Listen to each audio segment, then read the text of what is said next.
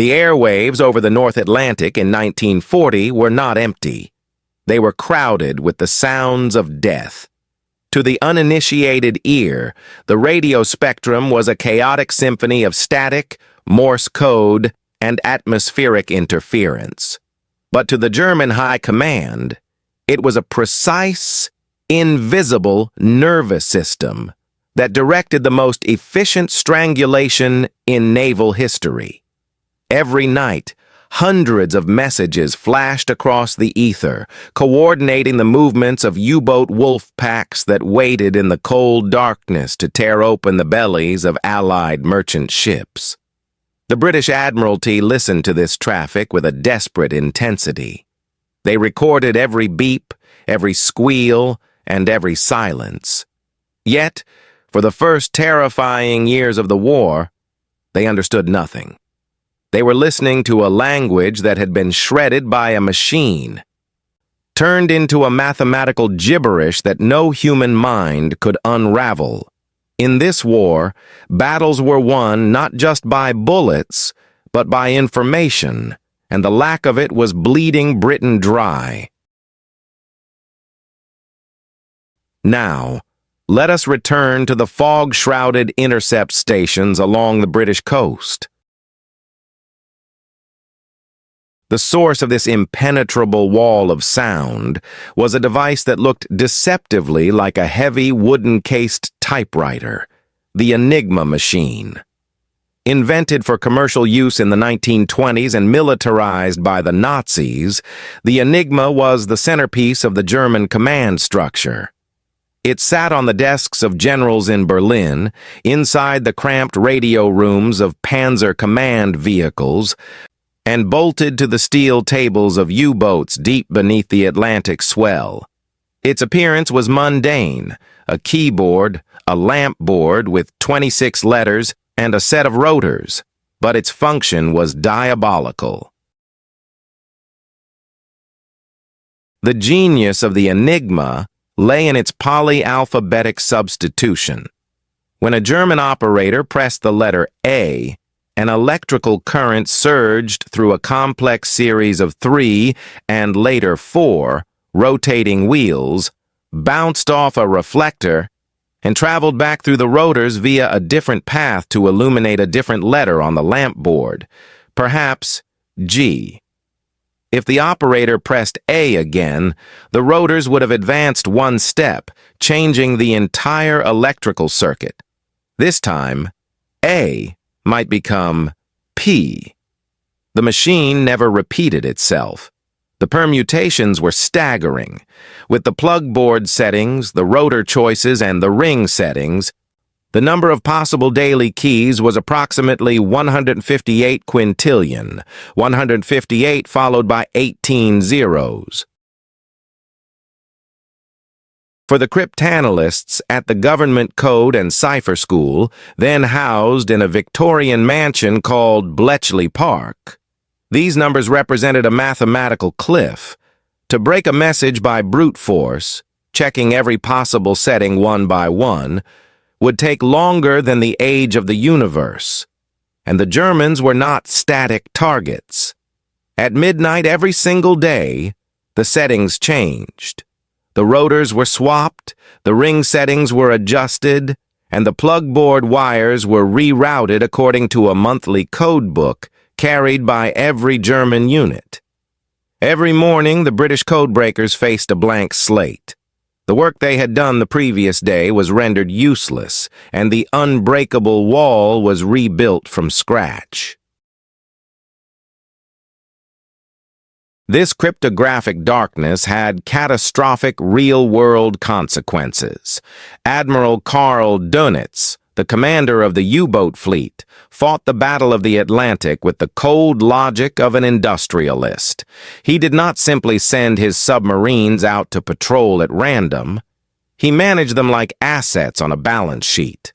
Using the Enigma, he concentrated his forces against specific convoy routes, creating wolf packs that could overwhelm the escort ships. The U-boats would surface at night, exchange detailed status reports with headquarters in occupied France, and receive precise coordinates for the next slaughter. The British could hear the volume of traffic. They used high-frequency direction finding, or huff-duff, to triangulate the rough position of a U-boat transmission. But knowing a submarine was somewhere in the mid-Atlantic was of little use when trying to route a slow-moving convoy of tankers and freighters. They needed to know the content. They needed to know that U-boat U-47 was low on fuel and returning to Lorient, or that a pack of 6 boats was forming a picket line across Grid Square AL-24. Without this intelligence, the Royal Navy was fighting blindfolded against an enemy who could see in the dark.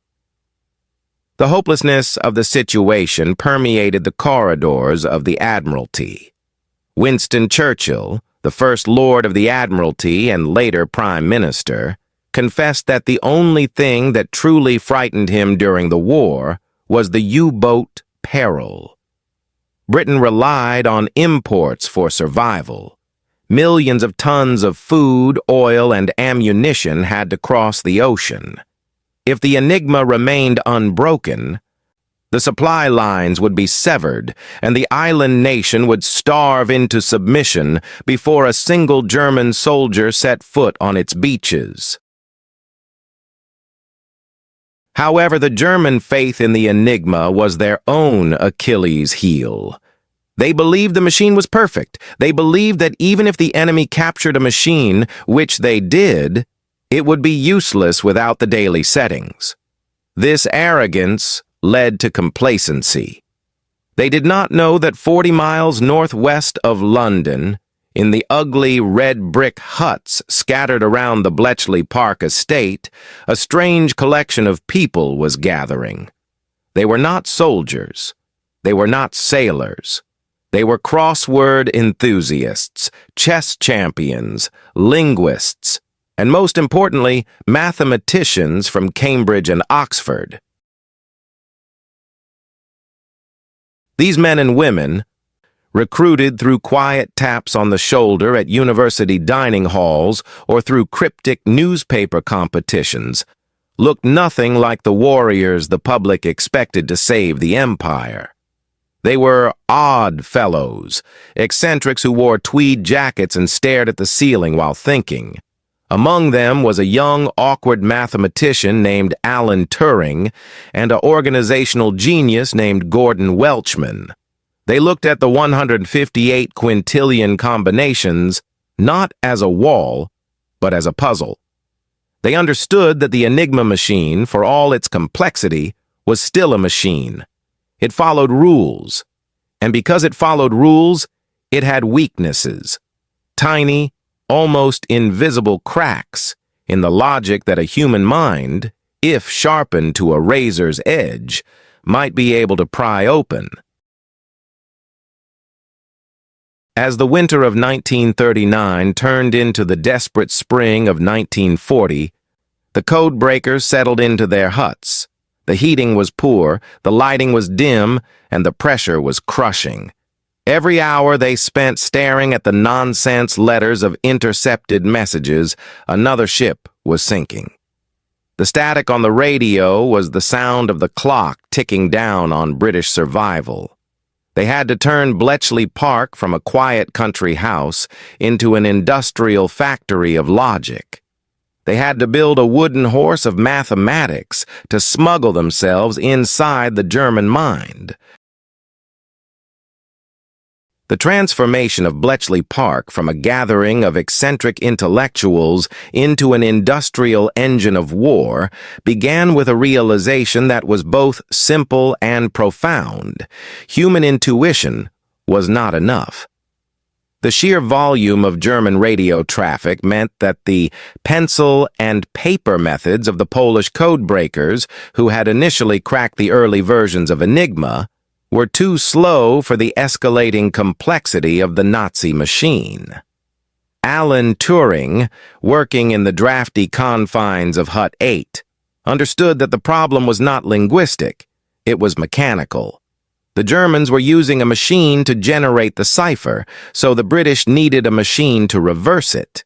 They needed a mechanical brain that could think faster than any human could. Turing focused on the Enigma's one fatal structural flaw. For all its billions of combinations, the machine had a hard-wired rule. A letter could never be encrypted as itself. If an operator typed A, the machine might output B, Z, or X, but it would never, under any circumstances, output A. This single limitation was the crack in the armor. It meant that if a codebreaker could guess a specific phrase in the message, a crib, he could mathematically eliminate billions of impossible settings where a letter matched itself. Turing designed a device to exploit this logical contradiction. He called it the bomb. It was not a computer in the modern sense, but a massive electromechanical search engine. Standing 7 feet tall and smelling of oil and ozone, the bomb was a beast of bronze drums and colored wire. Each of the 36 drums on the front of the machine mimicked the internal wiring of an Enigma rotor. When the machine was switched on, the drums roared into motion, spinning through tens of thousands of positions a minute, searching for the electrical circuit that completed the logical loop of the crib. But a machine is only as good as the system that feeds it. And this is where Gordon Welchman, the head of Hut 6, revolutionized the war effort. While Turing was the theoretical architect, Welchman was the industrial engineer. He looked at the chaotic flow of intercepted messages and saw a supply chain. He realized that Bletchley Park needed to be organized like a factory floor. He established a rigid workflow. The registration room logged the incoming signals. The traffic analysis teams looked for call signs and patterns, and the crib room formulated the guesses to be fed into the bombs. Welchman also improved the machine itself. He invented the diagonal board, a piece of wiring that allowed the bomb to exploit the reciprocity of the Enigma plug board. If A was plugged into B, then B was plugged into A. This simple logical step, hardwired into the back of the machine, increased the speed of the bomb by a factor of 20. It turned a device that might take days to find a key into one that could find it in hours. The result was a deafening, rhythmic clatter that filled the machine rooms of the outstations where the bombs were housed. Groups of Wrens, Women's Royal Naval Service, tended to the noisy beasts, plugging up the menus and watching for the machine to stop. A stop meant a drop, a potential solution. They would check the setting on a replica Enigma, and if German text emerged, they had broken the day's key. This was no longer a game of spies. It was the industrialization of mathematics. The wooden horse they had built was not a hollow statue, but a capability. It allowed the British to bypass the invincible armor of the 158 quintillion combinations and strike directly at the heart of the German command system. But having the machine was one thing, getting it to produce results before the clock struck midnight was another. The Codebreakers were trapped in a perpetual race against time, where the finish line moved every 24 hours. At the stroke of midnight, the war against the Enigma reset. In the radio rooms of U-boats bobbing in the Atlantic and the command bunkers of the Luftwaffe across France, German operators opened their code books to the new day's page. They spun the rotors of their machines, swapped the ring settings, and replugged the front panels. In an instant, The mathematical scaffolding that Bletchley Park had painstakingly constructed the previous day collapsed. The British codebreakers were plunged back into darkness. The daily key, the specific configuration required to read that day's traffic, was the Holy Grail. And until it was found, the thousands of intercepted Morse code signals piling up in the in trays were nothing more than meaningless noise. This 24-hour cycle created a pressure cooker environment within the huts. Intelligence was a perishable commodity. A decrypt revealing the location of a U-boat attack was priceless if delivered within an hour. It was a useless historical footnote if delivered 3 days later. The codebreakers of Hut 6, Army and Air Force, and Hut 8, Naval, were locked in a perpetual sprint against the clock. Their starting gun was the first intercept of the morning, and their finish line was the operational relevance of the data. To win this race, they could not rely on the bombs alone. The machines needed a starting point. They needed a crib, a piece of guessed plain text that corresponded to the encrypted ciphertext. This was where the genius of the British operation met the fatal flaw of the German military mind: efficiency. The Wehrmacht and the Kriegsmarine were disciplined organizations that thrived on routine. They sent reports at the same times to the same places, often using the same rigid formats. This predictability was the crack in the wall that the codebreakers pried open every morning. The most reliable source of these cracks came from the weather. The German High Command needed accurate meteorological data to plan air raids and U-boat sorties. To get this data, weather ships and U-boats broadcast regular reports, Wetterkurzschlüssel, at fixed times, usually around 6 a.m. or 7 a.m. These messages were short, standardized, and structurally identical day after day.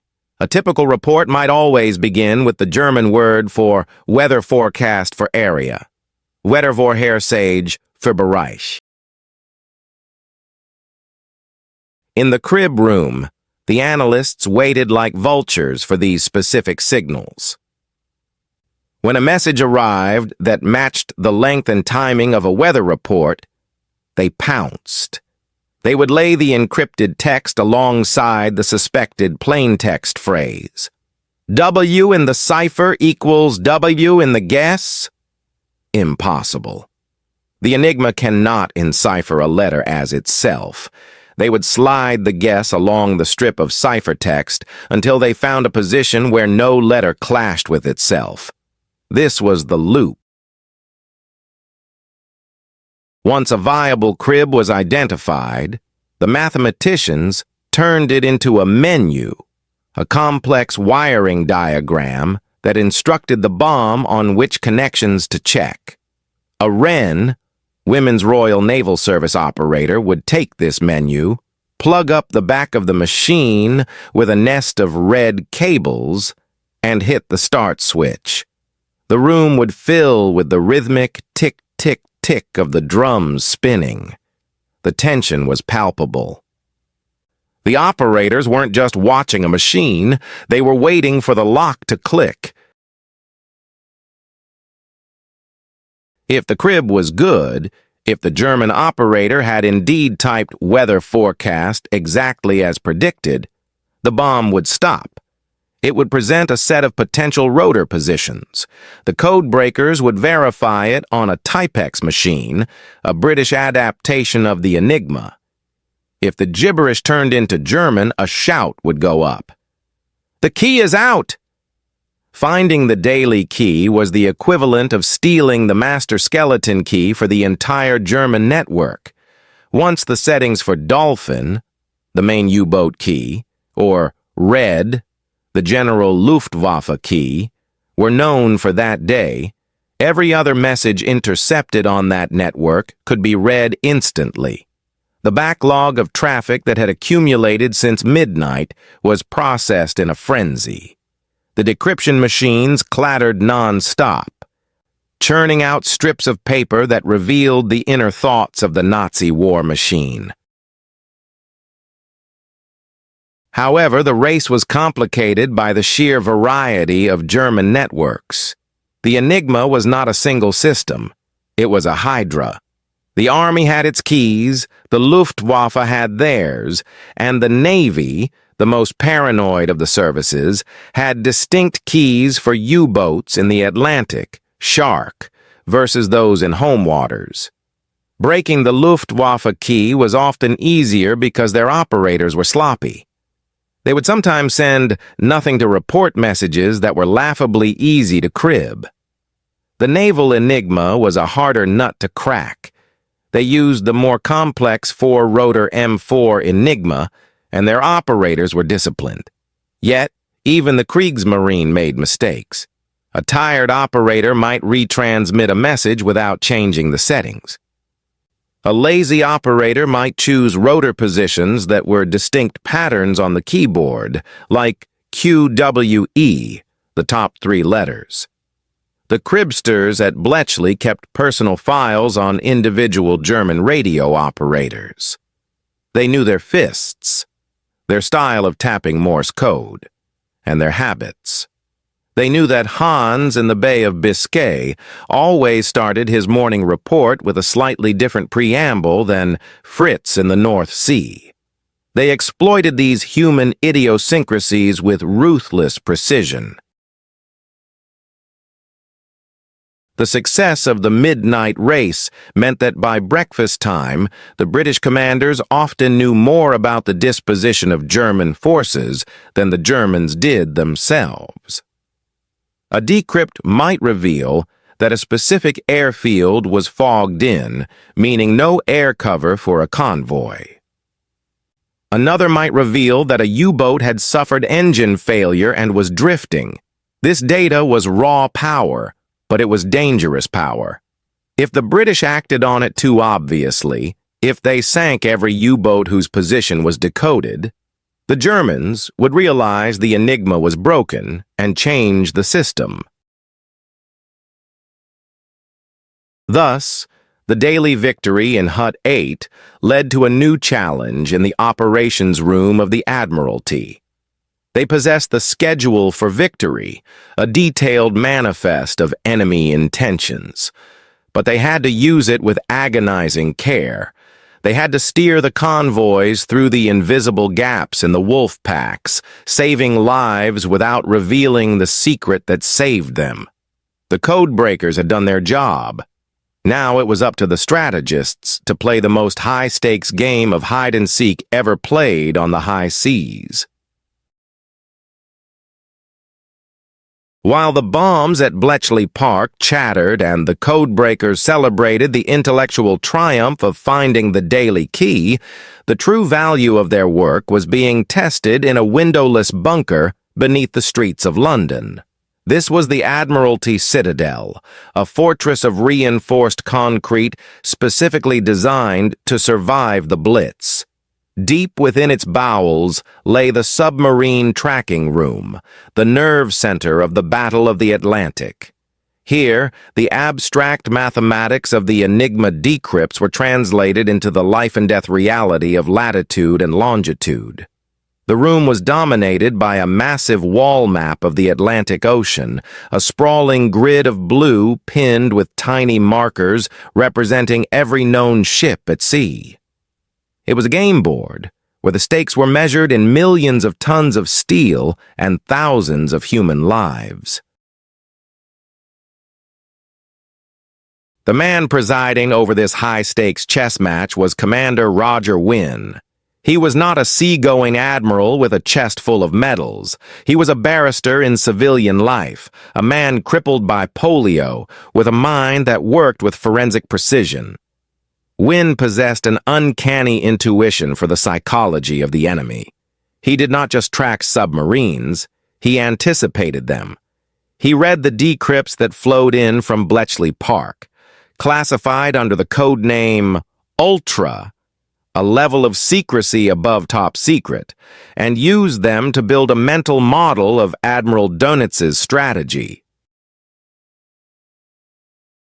The connection between the quiet huts of Bletchley and the tense atmosphere of the Citadel was a secure teleprinter line. When a U-boat message was cracked, it was translated, sanitized to remove any reference to the breaking of the code, and flashed to Wynn's desk as a Z'd message. These slips of paper were the gold dust of the war. A typical message might read, "To U-48, patrol line west to form in grid square AK-55. Attack expected 1600 hours." For Wynn, this scrap of paper was a revelation. He would look at his wall map. He would see the pin representing U-48 and the other boats in the West Wolf Pack. Then, with a sinking feeling, he would look at the course of convoy HX-112, a slow-moving column of 40 merchant ships loaded with aviation fuel and wheat, steaming directly toward grid square AK-55. The intersection of the two lines on the map meant a massacre was hours away. The power of Ultra gave the Admiralty a choice, but it was a choice fraught with danger. If they sent destroyers to the exact location of the U-boats and sank them, the Germans would immediately suspect their codes had been broken. The Enigma secret was paramount. It had to be protected at the cost of ships and men. Instead of attacking the ambush, Wynn chose to avoid it. He issued orders to the convoy commodore to alter course. Steer 045 degrees for 200 miles, then resume base course. To the captains of the merchant ships, buffeted by gale force winds and terrified of the dark water, these orders seemed arbitrary, sometimes even maddening. They were being told to sail further north, into worse weather, adding days to their dangerous journey. They did not know that they were being guided through an invisible gap in the German line. The ocean is vast, and the detection range of a U-boat in the 1940s was limited to what the lookout on the conning tower could see with binoculars, perhaps 10 miles on a clear day. By shifting a convoy's path by just 50 miles, Wynn could make a fleet of 40 ships vanish into the emptiness of the Atlantic. The Germans were baffled. Dönitz would position his wolf packs across the most logical shipping lanes, creating a net that should have caught everything. He would wait for the reports of sightings and sinkings. Instead, he heard silence. The convoys simply didn't appear. They slipped past the patrol lines like ghosts. The U-boat commanders would radio back to France, reporting empty seas and requesting new orders. Dönitz, frustrated, would blame British radar or spies in the ports, or simply bad luck. It never occurred to him that the British were reading his orders before his own captains did. This game of evasive routing was the supreme logistical victory of the war. It turned the Battle of the Atlantic from a shooting war into a war of information.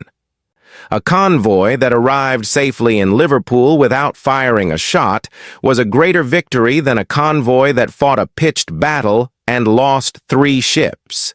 The metric of success was the tonnage saved, a statistic that didn't make headlines but kept the British war machine alive. However, the burden of this knowledge was heavy. There were times when the intelligence was incomplete or arrived too late. Sometimes the Z'd message would land on Wynn's desk revealing a wolf pack position, but the convoy was already in the trap. In those moments, the tracking room fell silent. The officers would watch the pins on the map, knowing that hundreds of miles away, the horizon was lighting up with burning tankers. They had to listen to the distress calls, the desperate SSS signals sent by dying ships, knowing they had failed to thread the needle. There was also the constant paranoia of the secret. Every time a course correction was ordered, the Admiralty held its breath. If a convoy turned sharply just hours before hitting a U-boat line, would the Germans notice the coincidence? To mask the source of the intelligence, the British often sent spotter planes to fly over the area where they knew the U-boats were waiting. If the U-boat submerged because it saw a plane, the British could claim the convoy was diverted based on that visual sighting, protecting the ultra-secret. It was a bodyguard of lies constructed to shield the truth. By 1943, the synergy between Bletchley Park and the submarine tracking room had tilted the balance of the war. The Black Gap, the area of the mid-Atlantic where air cover couldn't reach, was shrinking. But the intelligence gap had already been closed. The British were effectively looking over Donitz's shoulder as he moved his pieces. They knew where his fuel tankers, the milch cows, were rendezvousing to resupply the U-boats. They knew when a boat was damaged and limping home. The result was a logistical miracle. The timeline of the Allied buildup for D-Day depended entirely on the secure arrival of millions of American soldiers and their equipment. Thanks to the invisible gaps created by Roger Wynne and the ultra-decrypts, the vast majority of these troop ships crossed the Atlantic without ever seeing a torpedo wake. The U-boats were out there prowling and listening, but they were hunting in an ocean that had been emptied by mathematics. The hunters starved, while the prey slipped silently into the ports of England, ready for the next phase of the war. And as the focus shifted from the sea to the desert, the Codebreakers would find that their logistical schedule was just as deadly on the burning sands of North Africa as it was on the freezing waves of the Atlantic. While the gray wolves of the Atlantic were being steered into empty oceans, a very different kind of war was playing out 3,000 miles away on the scorching sands of North Africa. Here, the Desert Fox, Field Marshal Erwin Rommel, was conducting a masterclass in mobile warfare. His Africa Corps moved with a speed and aggression that baffled the British commanders. Rommel ignored the textbooks. He attacked when he should have retreated. He flanked when he should have dug in. To the British public and the soldiers of the Eighth Army, he seemed almost supernatural, a tactical genius who could divine the desert wind. But back in the cool, fluorescent-lit huts of Bletchley Park, the analysts knew the truth. Rommel was not a magician. He was a gambler playing with a dwindling stack of chips, and thanks to the Enigma, the British knew exactly when he was about to go bust. The war in the desert was a physicist's equation of mass and distance. Every gallon of gasoline, every artillery shell, and every loaf of bread used by the Africa Corps had to be shipped across the Mediterranean Sea from Italy to the ports of Tripoli or Benghazi, and then trucked hundreds of miles across the roadless desert to the front. This logistical umbilical cord was Rommel's single point of failure. He demanded supplies with the same ferocity he showed in battle, sending frantic, encrypted messages to Berlin detailing exactly what he needed and when he needed it. Bletchley Park was reading his shopping list. The decrypts from the Luftwaffe Enigma keys, which were heavily used in the Mediterranean to coordinate convoy protection, provided a level of transparency that was unprecedented in warfare. The British didn't just know that supplies were coming. They knew the specific cargo manifests of specific ships. They read the radiograms from the harbor masters in Naples. They knew that the tanker Proserpina was departing on Tuesday, carrying 4,000 tons of aviation fuel. They knew that the freighter Tergestea was loaded with 88mm ammunition and spare tank tracks. This intelligence transformed the Royal Navy and the Royal Air Force from blind pugilists into surgical instruments. Instead of patrolling the vast expanse of the Mediterranean, hoping to stumble upon an enemy convoy, they could launch targeted strikes. A submarine would be positioned at the exact coordinates where the Italian convoy was scheduled to turn.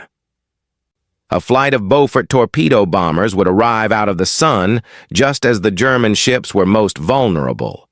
However, the ultra-secret once again imposed its terrified discipline. If every single supply ship destined for Rommel was sunk, the Germans would inevitably realize their codes were broken. To protect the source, the British engaged in elaborate theater. Before an attack was launched based on ultra-intelligence, a reconnaissance aircraft, usually a Maryland or a Baltimore, was sent to fly over the convoy. The pilot would radio back a sighting report in clear, unencrypted English, ensuring the Germans heard it. Only then would the strike force be launched.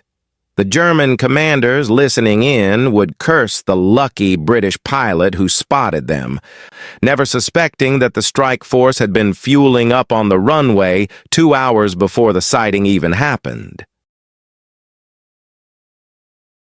The effect on the ground war was devastating. Rommel would plan a sweeping offensive, calculating that he needed 5 days of fuel to reach Cairo. He would receive a promise from Rome that 3 tankers were on their way. Based on that promise, he would launch his panzers. But out at sea, the schedule for victory was being enacted. One by one, the tankers would erupt in pillars of fire, sending the precious gasoline to the bottom of the Mediterranean. The impact was visceral. In the decisive days before the Battle of Alam Halfa in late 1942, Rommel was poised to break the British line. His plan relied on the arrival of key fuel shipments. Bletchley Park decrypted the sailing times. The ships were sunk. The result was not a dramatic tank duel, but a grinding halt. The terrifying Tiger tanks and Panzers, the apex predators of the desert, simply stopped moving. Their engines coughed and died. Rommel, furious and helpless, watched through his binoculars as the British artillery ranged in on his immobilized vehicles. He wasn't beaten by superior tactics. He was beaten by an empty gas tank. The decrypts even revealed the personal toll on the Desert Fox. The Codebreakers read his daily reports to his wife and his doctors. They knew he was suffering from chronic dysentery, low blood pressure, and exhaustion. They knew when his morale cracked. In one famous intercept, Rommel messaged Berlin, "The battle is lost. Supply situation critical." This allowed General Bernard Montgomery, the British commander, to hold his nerve. When others might have panicked at a German feint, Montgomery stood firm, knowing via ultra that Rommel was bluffing with a hand he couldn't play. The strangulation was total. By late 1942, the Africa Corps was suffering from a logistical famine engineered entirely by mathematics. They were fighting with captured British fuel and eating captured British rations. The Enigma had turned the Mediterranean into a graveyard for Axis shipping. Statistics from the time show that in some months, over 40% of all Axis supply tonnage sent to Africa was sunk. No army, no matter how brilliantly led, could survive such attrition. The ultimate irony of the Desert War was that Rommel's reputation for speed and daring worked against him. The faster he advanced, the longer his supply lines stretched, and the more opportunities Bletchley Park had to sever them. The British didn't need to destroy every tank on the battlefield. They just needed to ensure that the replacement parts never arrived at the depot. They turned the mundane details of logistics tonnage, fuel consumption, shipping schedules into a weapon more lethal than a squadron of bombers. As the Axis forces finally surrendered in Tunisia in May 1943, marching into captivity by the hundreds of thousands, they left behind a landscape littered with perfectly good equipment that had simply run dry. The victory in North Africa secured the southern flank of Europe and opened the door for the invasion of Italy. But the eyes of the Codebreakers were already shifting north. The great fortress of Western Europe, Hitler's Atlantic Wall, was waiting. To breach it, the Allies would need more than just supply schedules. They would need a blueprint of the enemy's defenses. And once again, the German High Command, tapping away on their Enigma machines, would unwittingly provide the keys to their own castle. By the spring of 1944, the focus of the war had shifted from the burning sands of Africa and the freezing waves of the Atlantic to the green fields of northern France. The Allies were gathering their strength for Operation Overlord, the amphibious invasion of Europe. It was to be the largest, most complex military operation in human history, a logistical sledgehammer designed to smash through Hitler's Atlantic Wall. But for Supreme Allied Commander Dwight D. Eisenhower, the nightmare was not the concrete bunkers on the beaches, it was the mobile reserve lurking behind them. He knew that the moment his troops stepped onto the sand, the German Wehrmacht would counterattack with its panzer divisions. If those tanks arrived while the Allies were still clawing for a foothold, the invasion would be pushed back into the sea. The success of D-Day, therefore, did not depend merely on firepower, it depended on knowing exactly where those German tanks were parked. And once again, the radio operators of the Third Reich provided the answer. In the months leading up to June 6th, the volume of Enigma traffic exploding out of Western Europe reached a crescendo. Field Marshal Rommel, now tasked with strengthening the Atlantic defenses, was a man in a hurry. He traveled furiously along the coastline, inspecting bunkers, sowing minefields, and reorganizing the disposition of his armored units. Being a meticulous commander, he sent detailed daily reports back to Berlin outlining his progress. He listed the readiness of his divisions, the shortages of fuel, and, crucially, the precise grid coordinates of his panzer reserves. At Bletchley Park, the analysts of Hut 3 and Hut 6 were practically looking over Rommel's shoulder. They were reading the situation reports of the Western Theater Command, often within hours of them being sent. They built a map of the enemy forces that was terrifying in its accuracy. They knew that the 12th SS Panzer Division, a fanatical unit composed of Hitler Youth, was stationed near Evreux. They knew the formidable Panzer Lehr Division was lurking near Chartres. They knew the exact strength of the infantry regiments manning the bunkers at Omaha and Utah beaches. But this transparency offered the Allies a strategic opportunity that went far beyond mere observation. It allowed them to play the greatest trick in military history, Operation Fortitude. The Allies had created a phantom army, the 1st United States Army Group, FUSAG, commanded by the flamboyant General George Patton. This fake army, composed of inflatable tanks, plywood gliders, and empty tents, was stationed in Kent, directly across the channel from the Pas de Calais, the narrowest point of the English Channel, and the most logical place for an invasion. The goal was to convince the German High Command that the landings in Normandy were merely a diversion and that the real invasion would come later at Calais. The British intelligence services fed this lie to the Germans through double agents, fake radio traffic, and visual deception. But how could they know if the Germans were swallowing the bait? A lie is only useful if the enemy believes it. The answer lay in the Enigma decrypts. Bletchley Park became the scoreboard for the deception.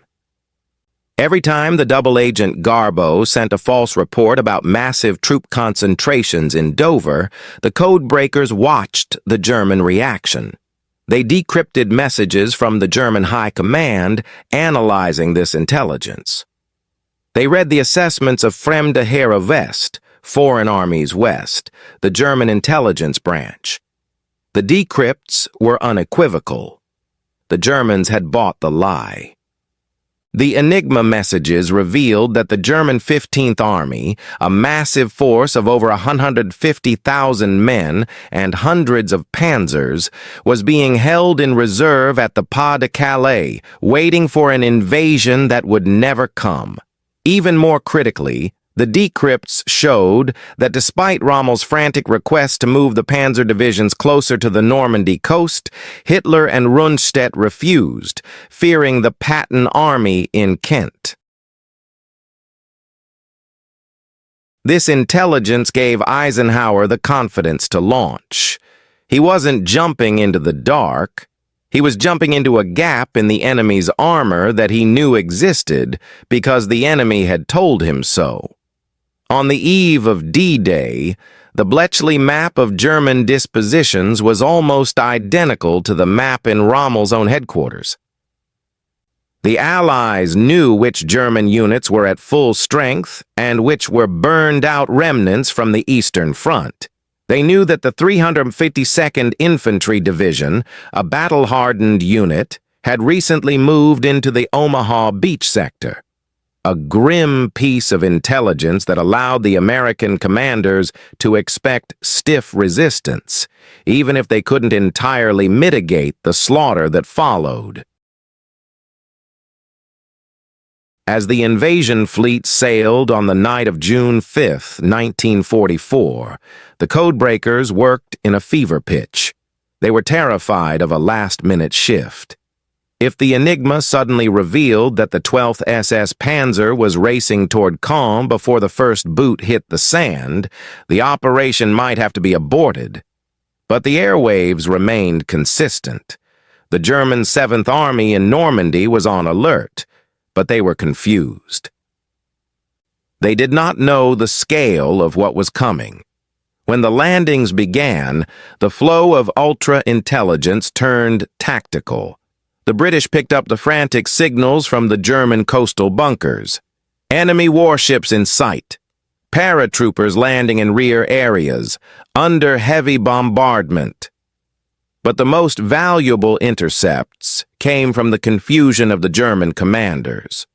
The Enigma revealed that for the critical first 24 hours, the German High Command still believed Normandy was a feint. They held back the panzers. They kept the 15th Army frozen at Calais. This delay, confirmed by the silent listeners in Hut 6, was the margin of victory. It gave the Allies the time to secure the beachheads and bring their own heavy armor ashore. By the time the Germans realized the truth and released their reserves, it was too late. The Allied logistical machine was already churning on the beaches, pouring men and material into France. The work of mapping the fortress from the inside continued as the Allies broke out of Normandy and raced across France. The retreat of the Wehrmacht was chaotic, but the Enigma tracked it all. The Codebreakers could see the German supply lines collapsing. They read the desperate pleas for fuel and ammunition that were never answered. They identified the location of the German headquarters, allowing Allied fighter bombers to sever the enemy's nerve centers. One particular triumph occurred in August 1944, during the Battle of the Falaise Pocket. The Germans were attempting to retreat east, but their orders were intercepted. The decrypts revealed the specific roads the retreating columns planned to use. The Allied air forces turned those roads into corridors of death, destroying thousands of vehicles and effectively shattering the German army in the west. The map of the fortress that Bletchley Park built was not drawn with ink. It was drawn with the enemy's own secrets. It allowed the Allied commanders to move their divisions with the foresight of a grandmaster who can see his opponent's pieces through a glass board. But even as the Wehrmacht crumbled and the Allies approached the German border, the greatest challenge for the intelligence community remained: distribution. How could they get this incredibly sensitive top-secret data to the commanders in the field without the Germans realizing that their codes were broken? A single slip-up, a single captured document could still blind the Allies in the final months of the war. The solution was a shadow network of special liaison officers, men who carried the fire of Prometheus in a briefcase handcuffed to their wrists. The breaking of the Enigma was a triumph of intellect, but the weaponization of that intelligence required a triumph of logistics. By late 1944, the Allied armies were sprawling across France and the Low Countries, moving fast, fighting in mud and chaos. The commanders at the tip of the spear, Patton, Montgomery, Bradley, needed the God's eye view that Bletchley Park provided, but the path from the quiet countryside of Buckinghamshire to a muddy tent in the Ardennes was fraught with peril. A single intercepted radio message, a single captured document, or a single loose word spoken in a mess hall could shatter the illusion. If the Germans realized their codes were broken, they would change the rotors, and the lights would go out forever. To bridge this gap, the British intelligence services created a shadow network that operated inside the army but was not of it. They established the Special Liaison Units, SLUs. These were small, elite teams of RAF and Army officers, hand-picked for their discretion and sworn to a secrecy so absolute that many took the truth to their graves decades later. They were the physical custodians of the ultra-secret. The SLU system was a masterpiece of compartmentalization. An ultra message, decrypted at Bletchley Park, did not simply go into the general army signal traffic. It was re-encrypted using a one-time pad, a cipher system that was mathematically unbreakable because the key was random and used only once. This gibberish was then transmitted over standard radio frequencies to the mobile headquarters of the field armies. To a German listening post, it sounded like just another burst of administrative noise in a sea of static. At the receiving end, deep inside the secure perimeter of an Army Group headquarters, sat the SLU truck. It was usually a nondescript vehicle, heavily guarded, parked slightly away from the main cluster of command tents. Inside, the SLU officer and his sergeants would receive the signal, decrypt it using their matching one-time pad, and type out the ultra message on a plain slip of paper. The protocol that followed was rigid and theatrical. The SLU officer would place the message in a locked leather pouch and walk directly to the commander-in-chief's caravan. He would bypass the colonels, the aides-de-camp, and the intelligence staff. He had direct access to the general. He would unlock the pouch, hand the slip of paper to the general, be it Patton or Montgomery, and stand there while he read it. The general was not allowed to keep the paper. He could not copy it. He could not read it aloud. Once he had absorbed the information, that the Panzer Lehr Division was moving to a specific town, or that a fuel depot was empty, he handed the paper back to the SLU officer. The officer then returned to his truck and incinerated the message immediately. This ritual ensured that there was no paper trail. If a headquarters was overrun by a sudden German counterattack, there were no top-secret files for the enemy to capture. The SLU officers were under strict orders. In the event of imminent capture, their first duty was to destroy their cryptographic materials and the one-time pads with thermite grenades. Their lives were secondary to the integrity of the secret. But the physical security of the message was only half the battle. The greater challenge was the golden rule of Ultra. Intelligence could never be used unless there was a plausible cover story. It was the paradox of omniscience.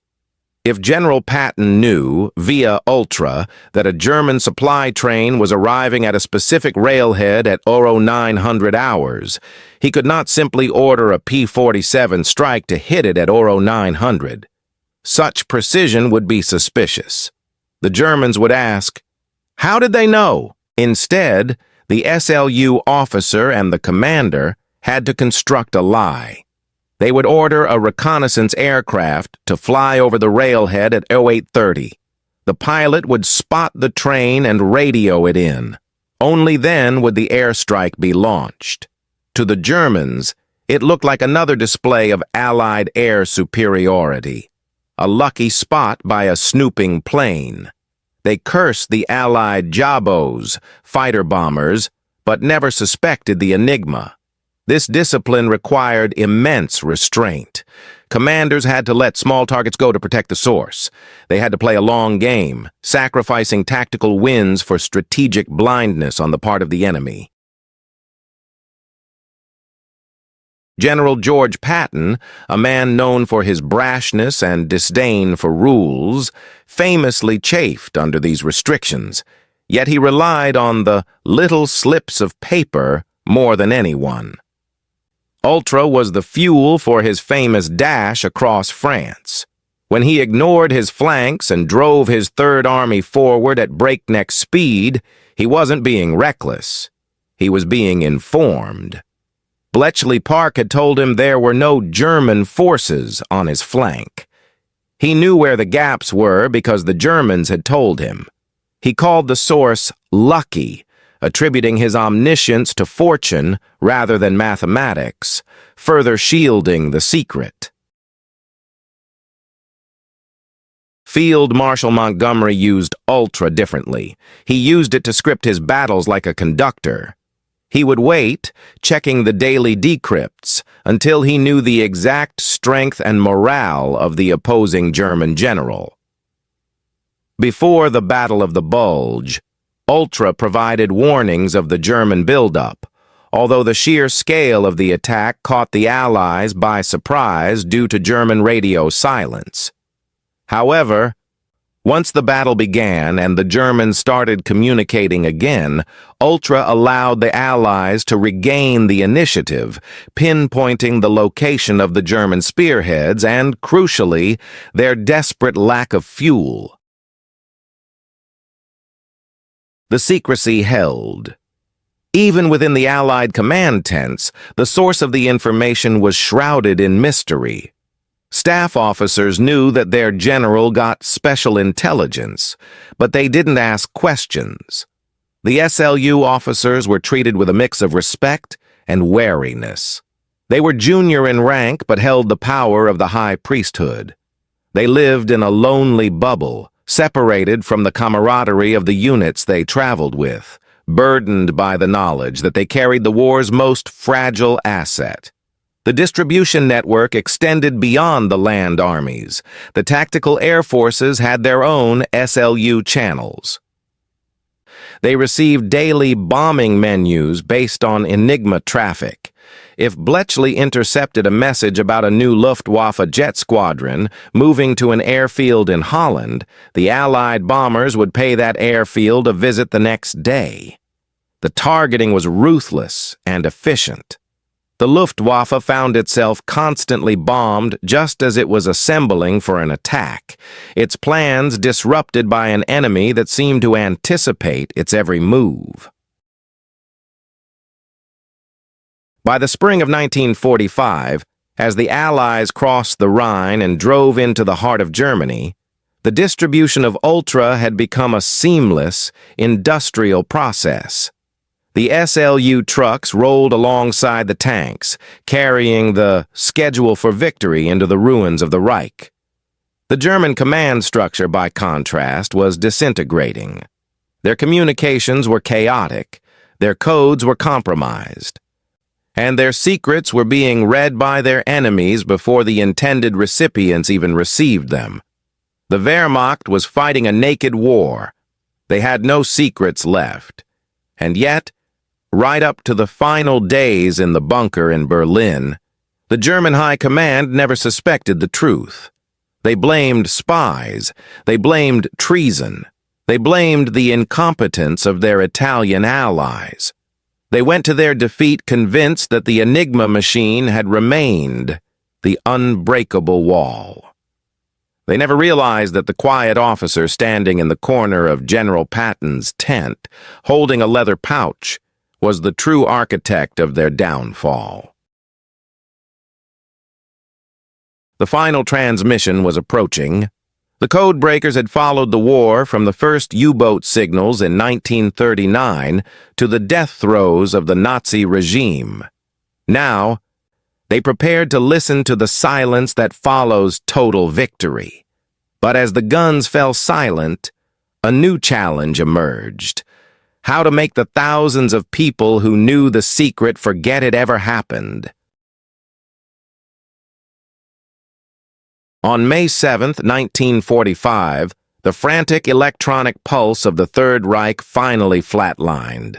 For 5 years, the airwaves had been a cacophony of encoded aggression, orders to sink ships, commands to burn cities, and desperate pleas for ammunition.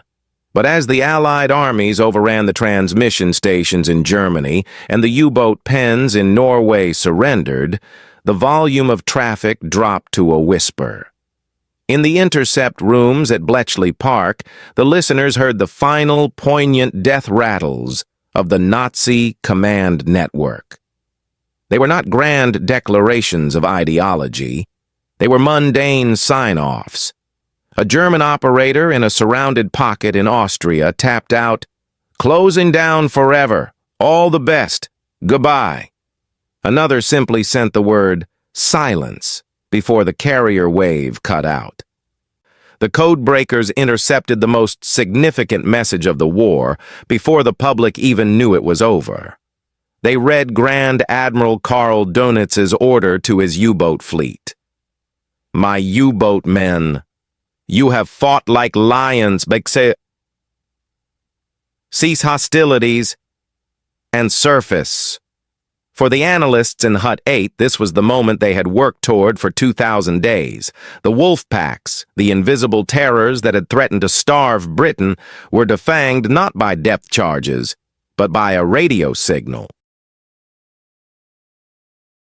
When victory in Europe, VE Day, was declared on May 8th, the streets of London exploded in celebration.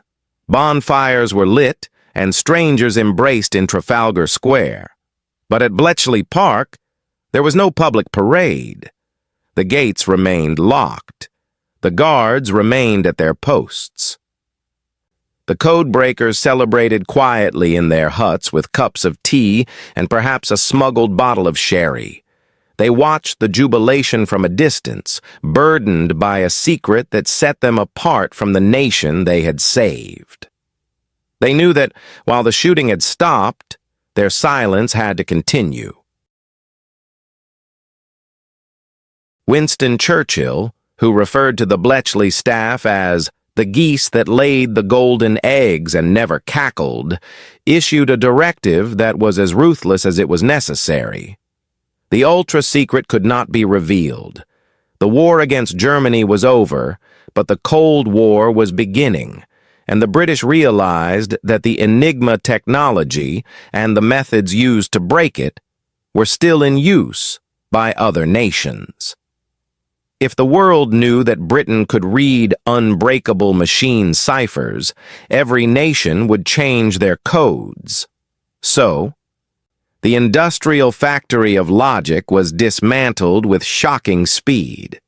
The massive bombs, the bronze-drummed machines that had crunched the numbers of victory, were not preserved in museums. They were broken down. The wiring was stripped, the drums were melted, and the casings were smashed into scrap metal. The blueprints were burned. The paper trails of the daily keys were incinerated.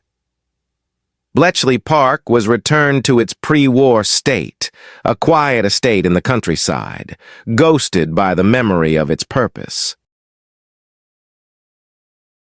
The human cost of this secrecy was profound. Thousands of brilliant men and women, mathematicians, linguists, wrens, and clerks, were released back into civilian life with a strict warning. You must never speak of this. They returned to their universities, their teaching jobs, or their families, unable to explain where they had been or what they had done. When asked by their children, "What did you do in the war, Daddy?" a man who had cracked the codes that sank the Bismarck or saved the D-Day landings had to reply, "I was a clerk in the Foreign Office," or "I checked supplies." Alan Turing, the father of the bomb and the intellectual giant of the operation, faded into an obscure academic life, his contribution unrecognized by the public. Gordon Welchman, the architect of the factory system, went back to teaching geometry. The Wrens, who had operated the noisy machines that defeated the U-boats, became secretaries and housewives, their skills dismissed as mundane administrative work. It was a collective act of amnesia on a national scale. For 30 years, the books written about World War II were, in a sense, fiction. They described battles won by lucky hunches or superior intuition, omitting the central nervous system of the Allied victory. It wasn't until the 1970s, when the classification was finally lifted, that the world learned the truth. That the war had been won as much in the quiet huts of Buckinghamshire as on the beaches of Normandy. The silence after the final transmission was the Codebreakers' final service to their country. They had turned the Enigma messages into a logistical schedule for victory, mapping the enemy's mind and starving his armies. They had proved that in modern warfare, the most lethal weapon was not a tank or a bomber, but a mind capable of seeing through the chaos. As the lights were turned off in Hut 6 and Hut 8 for the last time, the Odd Fellows walked out into the post-war world, leaving behind no trace of the magic they had performed, except for the freedom of the world that ignored them. The story of Bletchley Park is the ultimate testament to the power of intellect over brute force. The war against the Enigma was not won by a single genius in a dark room. It was won by the industrialization of logic. The British took a problem of staggering mathematical complexity, 158 quintillion possibilities, and turned it into a daily routine, a factory process that delivered the enemy's secrets to the breakfast tables of Allied commanders. They did not just read messages. They dismantled the logistical skeleton of the Third Reich. They severed the supply lines in North Africa, routed the convoys in the Atlantic, and exposed the defenses of Normandy. They proved that while battles are fought with courage, wars are won with information. The legacy of those quiet men and women is not just the computer age they helped birth, but the enduring truth that when the fate of civilization hangs in the balance, the pen and the mind can indeed be mightier than the sword. And that is why these tales must be told.